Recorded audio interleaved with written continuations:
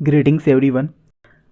आज मैं इस वीडियो में डिस्कस करूंगा यूपीएससी सीएसई मेंस के चारों जीएस पेपर्स में allotted marks and expected number of words in which the answers need to be written wise type of questions के बारे में, और ये बताऊंगा कि आइडियल सिचुएशन में यूपीएससी के ज़रिए जो मार्क्स अलॉट किया जाता है हर क्वेश्चन को चारों जीएस पेपर्स में, और जो एक्सपेक्टेड होता है नंबर ऑफ वर्ड्स जिसमें कि कैंडिडेट को लिखना चाहिए आंसर, उस लिहाज से कैसे टाइम को एलोकेट किया जाए ताकि एफिशिएंटली टाइम का यूज़ हो सके, वो जो 3 आवर्स मिलते हैं पेपर्स के, और कैसे पूरा पेपर कंप्लीट हो सके with in the given time limit. मगर मेन टॉपिक की तरफ आने से पहले मैं कुछ बेसिक बातें रिट्रेट करना चाहूँगा कि यूपीएससी सिविल सर्विसेज एग्जामिनेशन में 4 जीएस पेपर्स होते हैं। इन चारों जीएस पेपर्स के लिए सेपरेटली 3 आवर्स अलॉट किए जाते हैं, और चारों जीएस पेपर्स सेपरेटली 250 मार्क्स के होते हैं। यानी कि चारों जीएस पेपर को मिला दिया अगर तो 1000 मार्क्स बनता है टोटल। और इन चारों जीएस पेपर्स में अच्छे मार्क्स स्कोर करना बहुत ही क्रूशियल है, क्योंकि आपको पता होगा कि जो टोटल मार्क्स आपके फाइनल मेरिट को, फाइनल रैंकिंग को इम्पैक्ट करता है, वो होता है 1750 मार्क्स रिटन के और 225 मार्क्स पर्सनालिटी टेस्ट के। यानी कि 2025 मार्क्स टोटल आपके फाइनल मेरिट को इम्पैक्ट करता है। उसमें से चारों जीएस पेपर्स के 1000 मार्क्स होते हैं। तो आप समझ सकते हैं इन चारों जीएस पेपर्स की इम्पोर्टेंस को। अब मैं आता हूँ आज के मेन टॉपिक की तरफ, यानी यूपीएससी सीएसई मेंस के चारों जीएस पेपर से मार्क्स और वर्ड्स का क्या डिस्ट्रीब्यूशन होता है, और एक कैंडिडेट को उस पर टाइम कैसे एलोकेट करना चाहिए।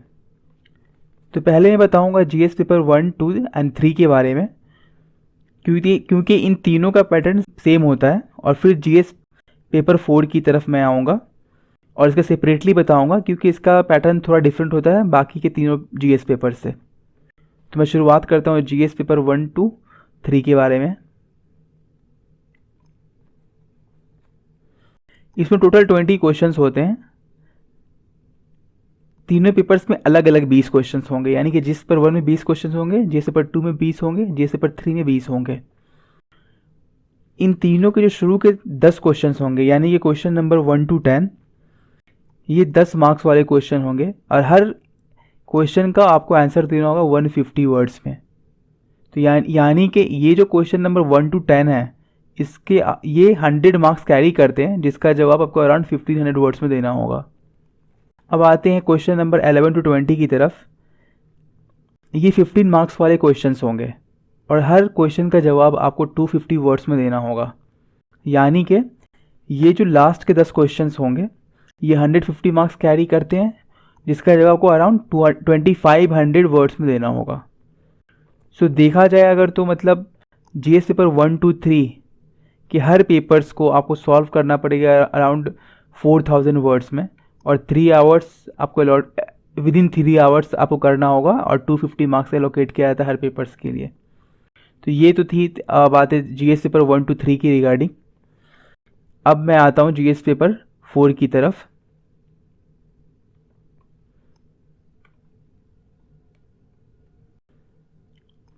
इसमें बेसिकली 2 सेक्शंस होते हैं, सेक्शन ए और सेक्शन बी। सेक्शन ए में 2 टाइप से क्वेश्चंस होते हैं। पहला 12 क्वेश्चन 10 मार्क्स वाले होंगे, जिसका जवाब आपको अराउंड 150 वर्ड्स में देना होगा। हर क्वेश्चन के जवाब आपको अराउंड 150 वर्ड्स में देना होगा। और दूसरा 5 क्वेश्चंस वैसे होंगे जो कि 2 मार्क्स वाले होंगे, और इन हर क्वेश्चंस का जवाब आपको अराउंड 30 वर्ड्स में देना होगा। तो देखा जाए तो सेक्शन ए में अराउंड आपको 2000 वर्ड्स में लिखना होगा जवाब, और ये अराउंड 130 मार्क्स टोटल कैरी करता है सेक्शन ए। अब आते हैं जीएस पेपर 4 के सेक्शन बी की तरफ। इसमें टोटल 6 केस स्टडीज़ होंगे, और हर केस स्टडी 20 मार्क्स का होगा, जिसका जवाब आपको अराउंड 250 वर्ड्स में देना होगा। यानी सेक्शन बी 120 मार्क्स कैरी करता है, और इन 6 केस स्टडीज़ का जवाब अराउंड 1500 वर्ड्स में आपको देना होगा। तो देखा जाए तो अगर देखा जाए ऐसे ओवरऑल अगर, तो जीएस 4 में अराउंड 3500 वर्ड्स आपको लिखना होगा विद इन 3 आवर्स, और टोटल मार्क्स से 250 कैरी करता है, वो तो मैंने बता ही दिया है। फाइनली अब आते हैं इस टॉपिक के सेकंड पार्ट की तरफ।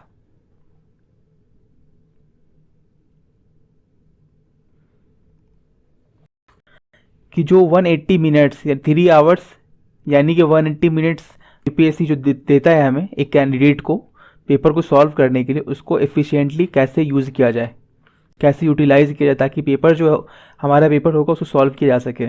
जहाँ तक 3 घंटे के डिस्ट्रीब्यूशन की बात है, तो आप कोशिश कर रहे कि पेपर को सॉल्व करने के लिए 160 मिनट्स दें और रिवीजन एडिटिंग के लिए 20 मिनट्स, और 10 मार्क्स वाले क्वेश्चन को जिसे 150 वर्ड्स में लिखना होता है उसे कोशिश करें कि 6 से 7 मिनट्स में लिखें।